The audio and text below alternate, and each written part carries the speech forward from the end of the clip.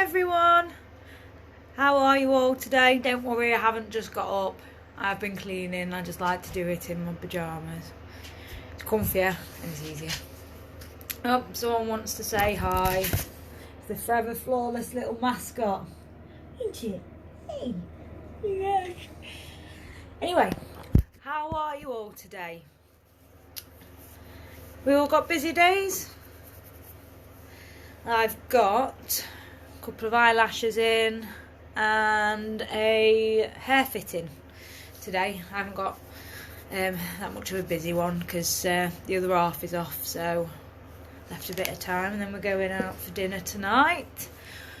Is anyone else doing anything nice? Got anything planned? Or are you just having when you finish work, are you just relaxing when you get home?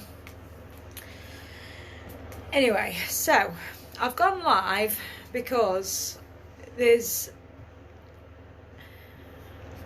the last few weeks I've had quite a few people asking for correction work on microblading and semi-permanent makeup. Obviously it's not an issue at all. Sorry, I'm wiping my foundation off my eyeliner. Yeah, so some of the work that I've come across the last few weeks that's been asked for, obviously a correctional microblade over the top, are terrible. They are really bad. One in particular, the lady will have quite a few scars from it because it's just gone far too deep. Obviously I can't mention no names or salons or anything. All I can say is that it's more Sheffield way, and I would be absolutely mortified if I've paid, you've put your trust into someone and you're hoping that it's going to turn out nice and like there was the photos or like what your friends have got or what you've seen on Facebook or photos, magazines, whatever. Unfortunately, that doesn't always happen. So, when choosing your microblading artist, by law, they have to be licensed from the council, from the Environmental Health Department. So the microblading artist herself or himself will get a license for himself, herself, and then the premise that they're tattooing from will also have a license, pending obviously that they've passed, that they were successful and they've been granted a license. That will be displayed somewhere, whether it's on a desk or on the wall or something. But by law, if you want to see it, you can. It should be there. It should be visible. If they haven't got that, they haven't got a tattooing license. That's not to say that they're not qualified, because a qualification and a license is two different things. The qualification will come from the training school, academy, either or, and the license comes from the Environmental Health Department. There's two completely different things. Then obviously insurance comes into it as well.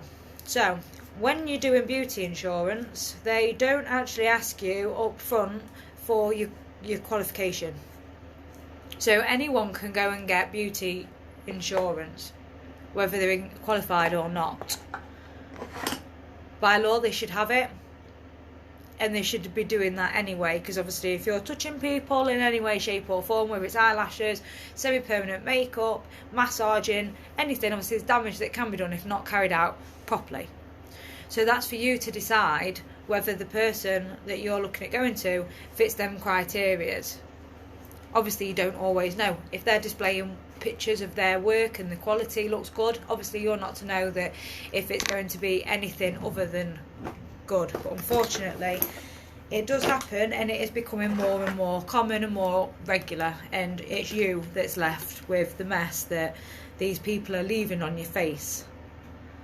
And it's not nice, because then you've got the thing of having to potentially get laser tattoo removal. Is painful and it's going to cost you. Be careful. The people that are doing these work, they shouldn't, the mess. It's not even training. It hasn't been advertised as training. These are fully qualified people that are carrying out some of these treatments. Obviously, if you've looked through the work and reviews and this, that and the other, and you haven't seen anything bad, I completely understand, but you need to be so careful. It's your face. It's your face. Secondly, so by law, for whether it is microblading, any type of semi-permanent makeup, you have to have a patch test. It is vital. Eyelashes, by law, you've got to have a patch test. These disclosure forms that people are getting their clients to sign, saying that, well, I haven't had a patch test, but I signed to agree that everything's fine. I haven't had a patch test and I'm fine with that. Anything that goes wrong is on my head. It's my responsibility. That says the customer, the client. It's a load of rubbish. They are not worth the paper that they are written on. You need to have a patch test. They are there for a reason.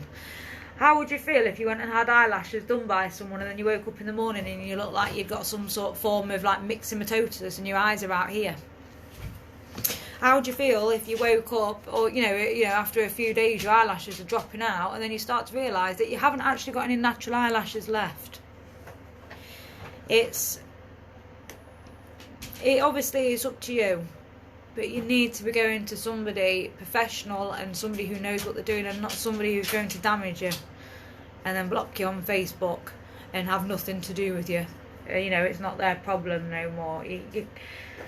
As horrible as it is, some people are like that, and it is more common than what you're thinking. It's popping up more and more often, whether it's on Facebook selling sites asking for someone to do correctional work, or whether it's people, I've had, obviously, like I've mentioned, a few that have actually come to me and asked for this. Just be so careful. It's your face. Like I keep saying, I can't say it enough, it is your face. If you can go and have microblading done and they're not asking you to fill out any form, they're telling you that you don't need a patch test, do not do it. Do not do it. It should be ringing alarm bells straight away. It's dangerous. Could you imagine if you was actually allergic to, say, if you'd had your microblading done and you was allergic to that? That can be just as dangerous as being allergic to the glue that's being used on your eyelashes. Be very careful and choose your text wisely. But other than that, so has everybody had a good weekend? I have. I haven't really. Well, I finished my kitchen. That is now done. My dad came and helped me with the finishing touches. Put all my lights in the kickboards and everything. Plinths even. I think that's what they're called now, aren't they? So I've got all of that done. So the kitchen's done. I just need to find a nice light. And we've been and seen family. And we've had a bit of a relaxed one. I've had some clients, but other than that, we've had a bit of a chilled out one. Anyway, I best nip off. I just needed to get that off my chest because it just needed to be said. I think it is very, very important that things like that are broadcasted, because they should be. They definitely should be. So, enjoy your day, ladies. And if you're not doing anything after work, get those feet up, get a glass of wine or gin or whatever it is that you drink, and chill out, because obviously it is Monday and you might have a long week ahead of you and you don't want to be too tired out after a horrible Monday. So smile all day and put your feet up when you get home. But other than that, see you later and happy Monday. Bye.